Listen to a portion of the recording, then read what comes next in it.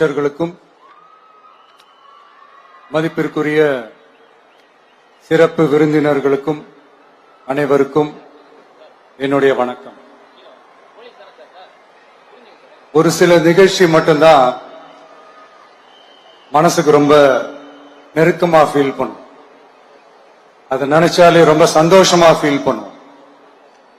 அப்படிப்பட்ட ஒரு நிகழ்ச்சி தான் இன்னைக்கு இந்த சிங்கப்பெண் சிறப்பு படைய தொடங்கி வைக்கிற இந்த நிகழ்வு. உண்மையிலே மனசுக்கு ரொம்ப நெருக்கமான ஒண்ணு, சந்தோஷமான ஒண்ணு. நம்ம பாட்டி, அம்மா, அக்கா, தங்கைகள், ஒவ்வொரு வீட்டில் இருக்கிற பெண் குழந்தைகள், இவங்க எல்லாருக்குமான பாதுகாப்பை உறுதி செய்வோம்னு சொன்னோம். ஆனா அது எலெக்ஷனுக்காக மட்டுமே கிடையாது. மனசிலிருந்து நிஜமா, உண்மையா, உணர்வு பூர்வமா சொன்னதுதான். பெண்களுக்கு எதிரான இந்த கொடுமைகள்ல நமக்கு எப்பவுமே 0 டாலரன்ஸ் தான். அதுல ரொம்ப உறுதியா இருக்கிறோம். சோ சொன்னது எல்லாமே செய்யணும். கொஞ்சம் கொஞ்சமா, படிப்படியா அதை செயல்ல கொண்டு வரணும். அதுல ரொம்ப தெளிவா இருக்கிறோம். அதனாலதான் ஆட்சிக்கு வந்த உடனே இந்த குறைஞ்ச நாட்களுக்குள்ளேயே இதை நடைமுறைக்கு கொண்டு வந்திருக்கிறோம். தமிழ்நாட்டில் இருக்கிற பெண்கள், பெண் குழந்தைகள் எல்லாருமே பாதுகாப்பா, தன்னம்பிக்கையோடு இருக்கணும். அதுக்கான முதல் கட்டம் தான் இந்த ஸ்டெப். இது மனசுக்கு ஒரு மன நிறைவை கொடுத்தாலும், அதே நேரத்தில் பெண்களை பத்தின சில செய்திகள்லாம் கேட்கும் போது உண்மையிலேயே மனசு பதறுது, கண்ணு கலங்குது. அது கண்ட்ரோல் பண்ணவே முடியல. ஏன்னா நடக்கிற கொடுமைகள்லாம் யாருக்குங்க? நம்ம குடும்பத்தை சேர்ந்தவங்க தானே. எப்படி மனசு பதறாம இருக்கும்? அதனால பெண்களுக்கு எதிராக இதெல்லாம் ஏன் நடக்குது, எதுக்கு நடக்குதுன்றது மத்தவங்க மாதிரி ரீல்ஸ்லயும் இன்ஸ்டாலையும் தேடிட்டு இருக்க முடியாது. ரியாலிட்டிய புரிஞ்சுக்கணும். சோ இந்த பிரச்சனைகள்லாம் ஏன் நடக்குது அப்படின்றத அனலைஸ் பண்ணி பார்க்கும்போது சுத்தி சுத்தி பாத்தீங்கன்னா ஒரே இடத்துலதான் நிக்குது. போதை பொருள் நடமாட்டம். அதை வேரோட பிடுங்கி எறியணும். இது 2026 போன மாசம் மே மாசம் 10ஆம் தேதி இந்த பிரச்சனை புதுசா முளைச்சு வந்துடல. இது பல வருஷமா இருக்கிற பிரச்சனை. பல வருஷமா இதை கண்டுக்காம விட்டதுதான் அந்த வேர் இவ்வளவு ஆழமா பரவி இருக்குது. இத பல வருஷமா கண்டுக்காம விட்டது யாருன்றது நான் சொல்லிதான் உங்களுக்கு தெரியணும்னு அவசியம் இல்லை. அது உங்களுக்கே நல்லா தெரியும். இப்ப அதை பத்தி பேசியும் பிரயோஜனம் இல்லை.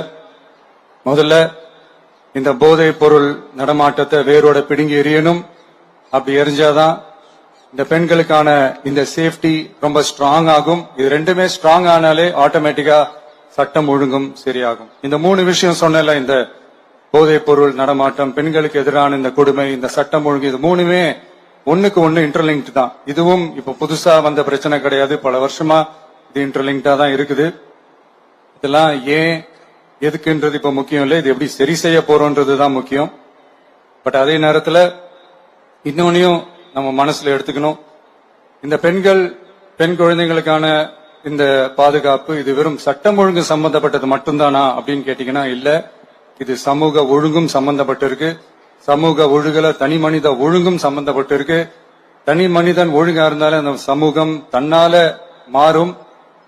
ஒரு கட்டுப்பாட்டோட, ஒரு பொறுப்பா இருந்தாலே இந்த மாதிரி பல பிரச்சனைகளை நம்ம கண்ட்ரோல் பண்ணலாம். படிக்கிற இடத்துல, வேலைக்கு போற இடத்துல, டிராவல் டைம்ல, ஆனா டெய்லி லைஃப்ல பயம் இல்லாம மரியாதையோட நம்ம பெண்கள் வாழணும். அதுக்கான ஒரு அட்மாஸ்பியரை நம்ம கிரியேட் பண்ணணும். அதுதான் நம்மளுடைய ஃபர்ஸ்ட் டார்கெட்டு. இவ்வளவு நேரம் நான் இதெல்லாம் ரொம்ப சாஃப்டா சொல்லிட்டு இருந்தேன். ஆனா பெண்களை தொந்தரவு செஞ்சுட்டு அப்படியே எஸ்கேப் ஆகி போயிடலாம்னு நினைக்கிறவங்களுக்கு நான் ஒரு வார்னிங்காவே சொல்றேன்.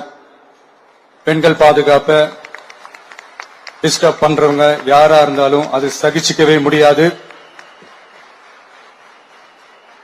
அவங்களுக்கான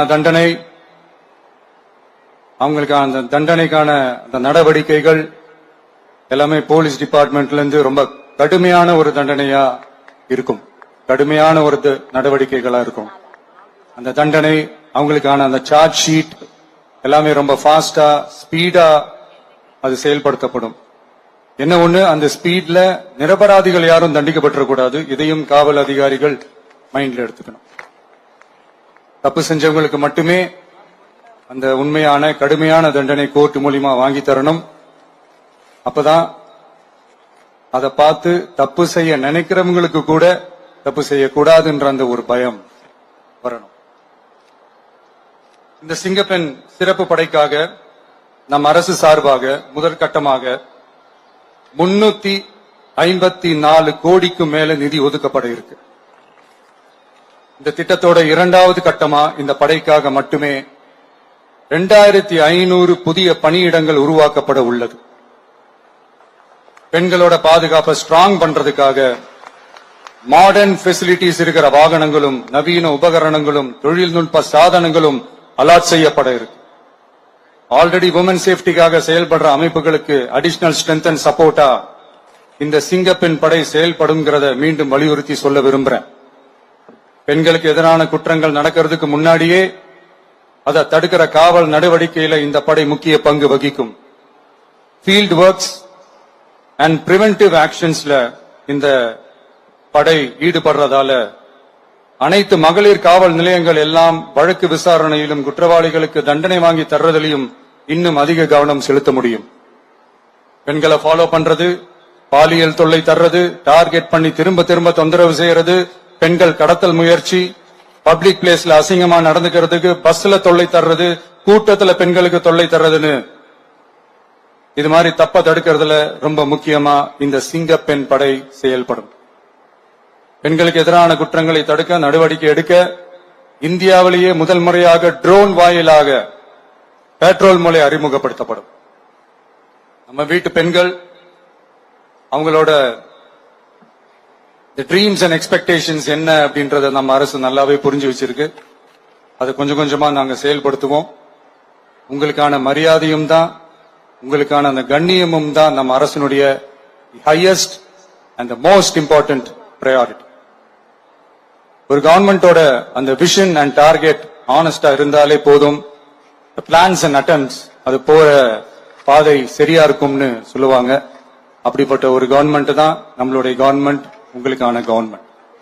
இந்த ஷார்ட் ஸ்பேன்ல இந்த சிங்கப்பெண் சிறப்பு படைய நடைமுறைக்கு கொண்டு வந்து இதுக்கு ரொம்ப கடுமையா உழைச்ச காவல்துறை அதிகாரிகளுக்கும் பணியாளர்களுக்கும் இந்த நேரத்தில் என்னுடைய பாராட்டுகளை தெரிவிச்சுக்கிறேன். இந்த நேரத்தில் என்னை பொறுத்த வரைக்கும் ஒரு கவர்மெண்டோட முதல் சக்சஸ், முழு சக்சஸ் இன்ஃப்ராஸ்ட்ரக்சரோட வளர்ச்சியிலேயோ பொருளாதார வளர்ச்சியிலேயோ மட்டுமே இல்ல, அந்த ஸ்டேட்டோட பெண்களும் குழந்தைகளும் மரியாதையா வாழ்றாங்களா அப்படின்றதுலதான் அந்த கவர்மெண்டோட முழு சக்சஸுமே இருக்கு. அதோட சேர்ந்ததுதான் மற்ற எல்லா வளர்ச்சியும். அதுலயும் நாங்க கவனம் ஃபுல் கான்சென்ட்ரேட் பண்ணுவோம். கான்பிடென்டா இருங்க, நல்லதே நடக்கும், வெற்றி நிச்சயம்.